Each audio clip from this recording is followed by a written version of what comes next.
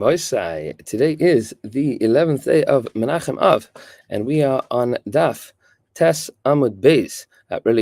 We'll start from the bottom of Tes Amud Aleph in Maseches Pesachim. Just making sure that this link is. It seems to be. This is all good and well.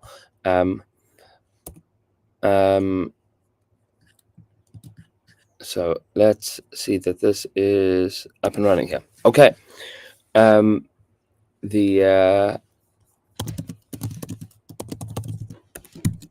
just check with the group, making sure that this is working. I hope so. Okay. There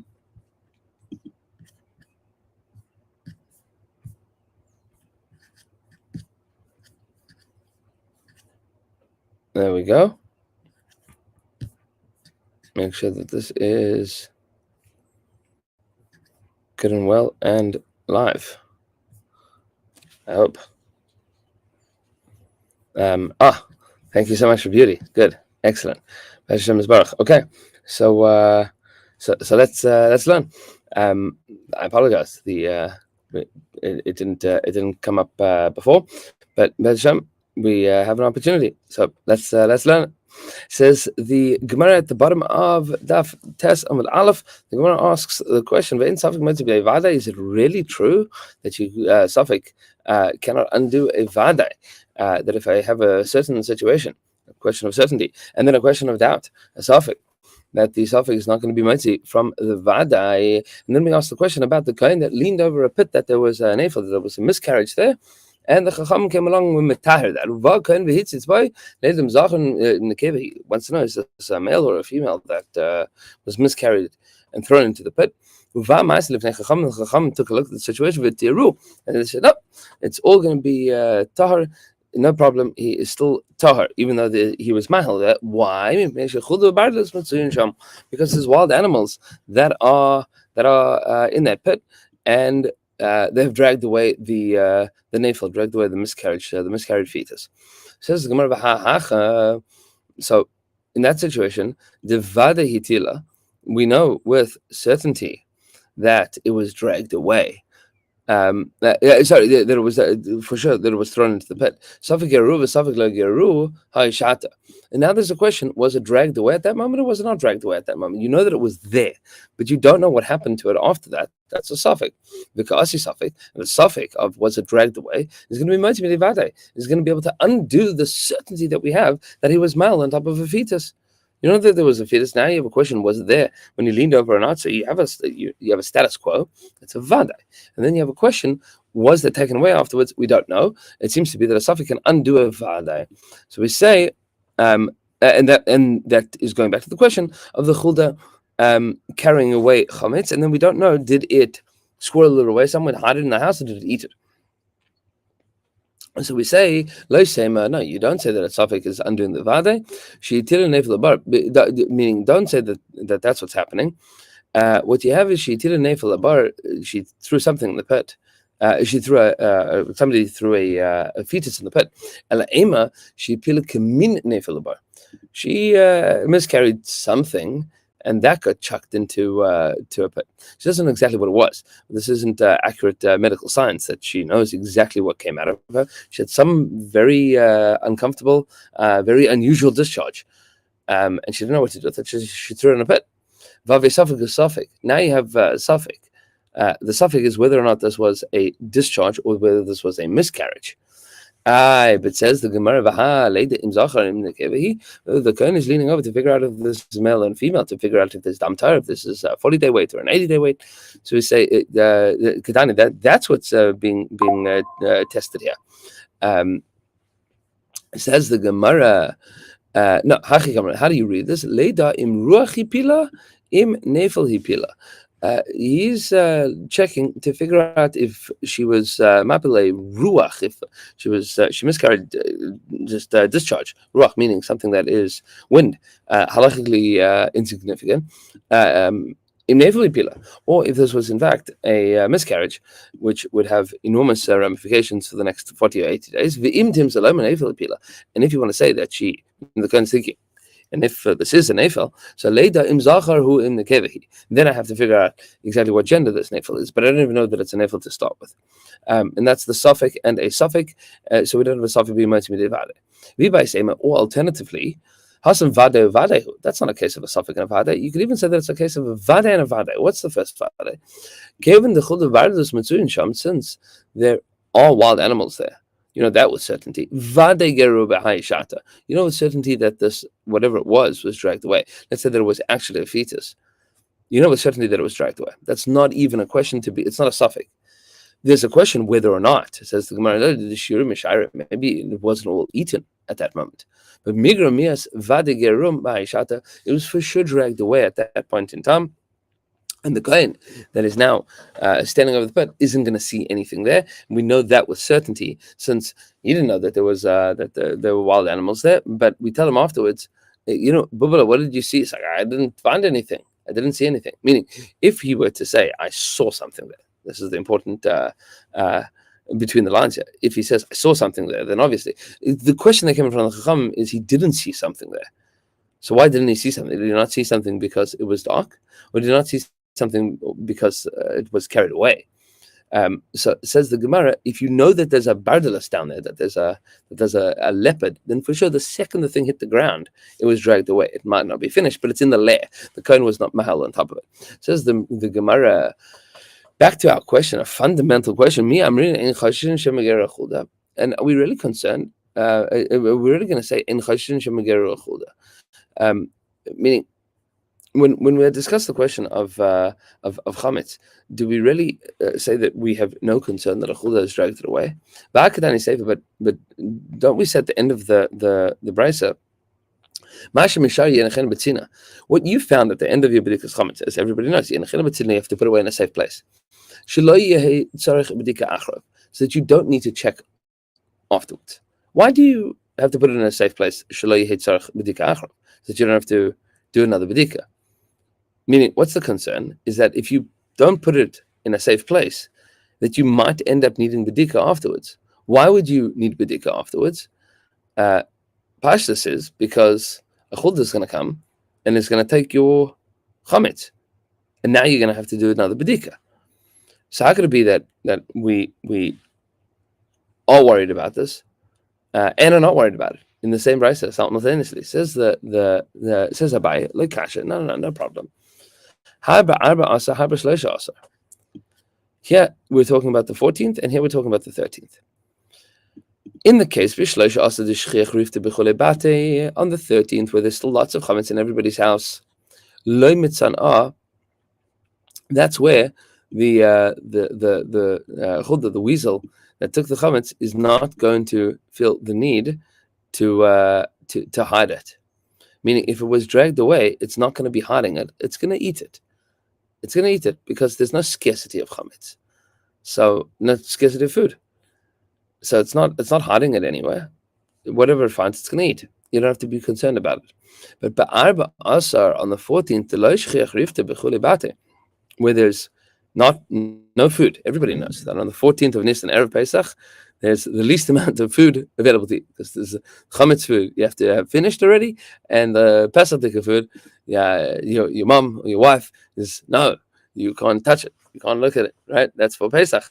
You're not allowed to. That's why everybody spends Erev Pesach once upon a time eating chocolates and potato chips. That's all that you have. There's nothing to actually eat for breakfast, lunch, or dinner. Says the Gemara, there's no bread in all the houses. That's where the weasel is going to need to hide the bread, because it is understand scarcity. And here is one of the most fantastic and ironic lines, comedic lines in all of Shas. Says the Gemara, Amar Rava says, "V'chi chulda neviyahi." Since when is chulda neviyah? Now, of course, this is ironic and hilarious, because chulda, of course, was one of the 7 neviyahs, one of the 7 prophetesses. So when the Gemara says "V'chi chulda neviyahi," the answer is yes, obviously. But Rava is saying a tongue in cheek to Abaye. He's saying this chulda is also, this weasel is a neviyah. The yada de ha'idna abes, and knows that tonight is the 14th. And nobody's baking anything more until until that night, and it knows that which it found, in the morning of the 14th of Nisan, it needs to store away for later in the afternoon for lunch. It has no idea. Ella Amar Rava says, you have to put away the things that you found in Bedikas Chametz. Why? Maybe a chulda is going to come and take it in front of you. You're going to see a chulda taking it. And then you're going to have a vadai that it was taken and a suffix whether it was eaten. We hit tzarich b'dika achrav, and then you're going to need to check after it. But it doesn't mean that we are concerned, that we are not concerned about chuldas. We are concerned about chuldas, but only if you see it. Only if you see it. You don't have to worry that a chulda is randomly coming to your house and taking away your chametz.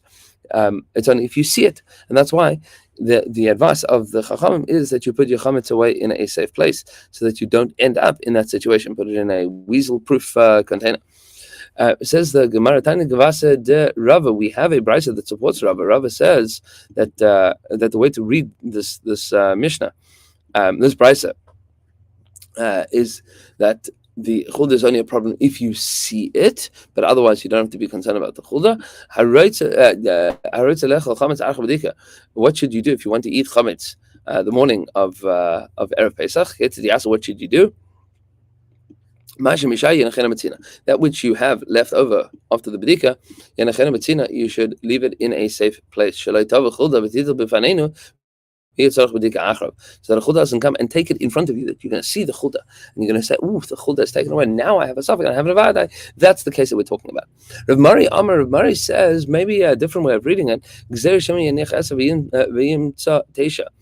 And maybe it'll be that you found 10 pieces of bread, and then in the morning there's only 9.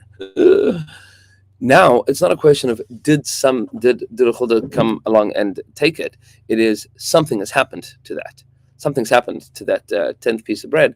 Now you have to go searching for it because you know that it was there. It's not a random stam concern that something has happened. You know with certainty. There's a vade that it was there, and a suffix of what has happened to it since then. And now we are going to get into a classic Shas Sugya, very, very classic Shas Sugya, that is going to take us on a tour of some very important concepts and some very difficult to understand concepts that all the Rishonim and the Achronim debate. But we're going to say it, being that this is Amud Yomi, we're going to say it out briefly to try and give a hezbollah and a havana to it. You have a question like this. If I have 9 piles of matzah and 1 pile of chametz, and remember this is back in the day where lafas and soft matzahs look almost identical, and a mouse comes and he takes. Now it's a mouse, and it's not a weasel this time. And a mouse comes and takes. And you don't know, what did it take? This is exactly the same case as the Teisha Chanuyas case. What's the Teisha Chanuyas case? So this is what we are going to explain in a moment. The case of the 9 stores. But if there was something that had been removed from this pile of 9 and 1, something had rolled away at some point. And then a mouse came along and took that thing that had rolled away, and you don't know where it came from. That is the end of the brisa of the Teisha Chanuyas. What is the question of the Teisha Chanuyas? We have a brisa that says as follows: Teisha Chanuyas kulin ma'achrim v'asar shchuta. You have 9 stores that sell kosher meat, shechted meat. And one that has nevela meat, meaning meat that was killed, in some kind of factory farm. It's not kosher. And a fellow came along and he bought from one of those stores. Meaning you're in the shuk, there's 9 kosher places, one that's not kosher, and you came along and you bought from one of them. And you have no idea which one you have bought from. Sveika Aser. That suffix is going to be Aser. That suffix is Aser. You have 9 chances that it was a kosher store, 1 chance that it was a treif store. That suffix is Aser. But if you found a piece of meat in the marketplace, wrapped up in plastic, and it all looks identical, and you don't know whether it came from the 9 kosher stores or from the one not kosher store, halacha acharav, there you have the right to go according to the majority and to rule that that the rov is that it's kosher, and therefore this is kosher. So Rashi explains here, what exactly are we talking about? We are talking about the famous Shas concept of lachas ma'achas mehena b'seich chanas. You went into one of the stores. So Rashi says the kol kavua k'mechza al mechza nidon. That anytime that you have a question of kavua, the question is not of majority, but of mechza. However, if you were talking about the system, meaning you have a question, did this come from the one treif store or the non-kosher stores? You found a piece of meat, so there you have the right to go according to the majority. The best way to understand this, I think, and again, this is a big machlokas. Big machlokas in Rishon, big machlokas in the Achronim. Discussion exactly where we learn this from and what the applications are. But the best way to think of it is a coin toss. If I have a coin, and I flip the coin. Every time I flip the coin, there is a 50-50 if it is heads or tails. But if I flip it 10 times in a row, so then the likelihood of it being heads all 10 times is incredibly and increasingly less and less likely. But that doesn't change the fact that every single time I flip it, there is only one of two outcomes, and it's a 50-50. Each discrete event is a 50-50. If I walk into a store and I bought meat from it, the only question is this the treif store or is this not the treif store? That's the only question that I need to ask. The percentages, it does make a difference. But if I found a piece of meat later on, found a piece of meat that is unmarked and unwrapped, and I know that there's a 90% chance that it came from a kosher store, there I have the right to pass on according to the rov, because that is taking the system into account. But when you discuss a particular discrete event, so then you have the question, was this a treif store or not? That's all that I'm caring about. That's all that I need to know. Is it heads or is it tails? It's a yes or a no. It's a 50-50 in that case. And then there's a big machlokus whether there's still a road that we apply in lomdas. And okay, not for now. Maybe at some point we'll set up a time to do Amud Yomi like chaburas, where we like take one of these sugyas and spend an hour or two and do it be'iyun when these shash sugyas come up. We'll see if we can find a time to do it. Nevertheless, says the Gemara ditnan. Rolling back here. You have a similar case. With two piles. One that is matzah, one that is chametz. And in front of us are two houses. One that has already been checked for Pesach, one that's kosher for Pesach, one that is not kosher for Pesach. You have two mice that come along. One of them took matzah and one took chametz. This is a very specific and clearly hypothetical situation. I don't think anybody has witnessed this happening. It's a very specific case. You have two houses, house A, house B. You have two piles of food, one that's chametz and one that is matzah. And two mouse came, and they each took, and then they ran. And you don't know, you can't tell which one went where. But you know, one went here and one went there. You have no idea which one went where.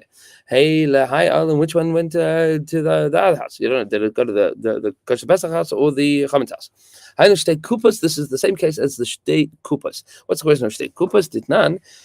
Shtei kupas echad shel chulin ve'echad shel truma. You have two baskets. One of them is filled with chulin and one is filled with truma.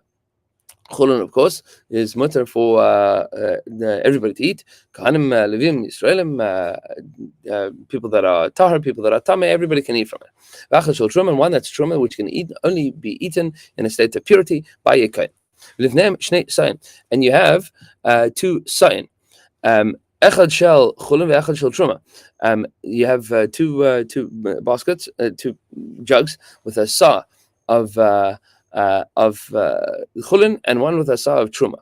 Now, and it's clearly in this case that you don't have in the baskets, you don't have 100 times more, because truma is going to be batal with echad b'meh, not 1 in 60, but 1 in 100. That's the halacha with regards to truma. What do you have here? It's a situation with naflu elu tachelu, and some kid came along and he picked up the sign, the jugs of flour that have a sign of chulin and a sign of truma, and he poured from one to the other, and you have no idea. You have no idea. They knocked from a shelf, whatever the case is. You have no idea whether the chulin went into the chulin or the chulin went into the truma went into the chulin, the truma went into the truma. You know when one went to one and one went to the other, but you don't know. You don't know. This is a suffix. Shani Omer, says the Brisa, I say, meaning I say, the person that is witnessing this, that is dealing with the situation, I can say that the chulun fell into the chulun and truma fell into the truma. That seems to be exactly the same case as the mice. So the chametz mouse went to the chametz house, and the matzah mouse went to the matzah house. You don't know that, but I can say it. Meaning Shani Omer. What's this based on? So we should say Shani Amr. I can apply this idea of Shani Amr. That I said that this is exactly how it worked out. Says the Gemara, no. That's talking a case of Truma D'Rabbanan, the top of Yonam Aleph. That's a case of Truma D'Rabbanan. It's not a case of Truma D'Oraisa. Truma on a level of D'Oraisa, you could never do a shtick like this. This is a Safi D'Rabbanan. We have a principle of Safi D'Rabbanan. Lekula. You have the right to say, if I have a Safi, I don't know. Did the Truma fall into the Truma? Did the Truma fall into the Chulin? So if I know that Truma fell into Chulin, Chulin fell into Truma, that's a problem, even if it's Truma D'Rabbanan. But if I don't know, then I have a principle of Safi D'Rabbanan Lekula. I could say there's a 50-50 likelihood that the Chulin fell into the Chulin, the Truma fell into the Truma. It's 50-50 the other way, but in a Din D'Rabbanan, I have the right to be lenient. But the chametz question is a chametz question deraisa. I don't have the right to now say that the chametz mouse went to the chametz house and the Pesach mouse went to the Pesach house. I don't. Good night, moon. Right? I don't have the. I don't have the right to say that it's a din deraisa. Says the Gemara. So hold on. You're trying to tell me that only chametz is deraisa. Eating chametz is deraisa. B'dikas chametz is deraisa. That's not true. D'Rabbanan, that's also a din D'Rabbanan. Dimi deraisa b'bitul ba'al masagi, with the case of with the deraisa din, all that you need is bittul. You don't need to do b'dikas chametz on the level of deraisa, and therefore the question is the house still checked? I have the right. I have the right to say that the chametz mouse went to the chametz house and the Pesach mouse went to the Pesach house. And to be continued tomorrow morning with 6:15 a.m. And please God, all of the links are going to be working and up and running, and we will be able to continue with Tibur Echad Shel Chametz. Everybody should have a marvelous and wonderful day.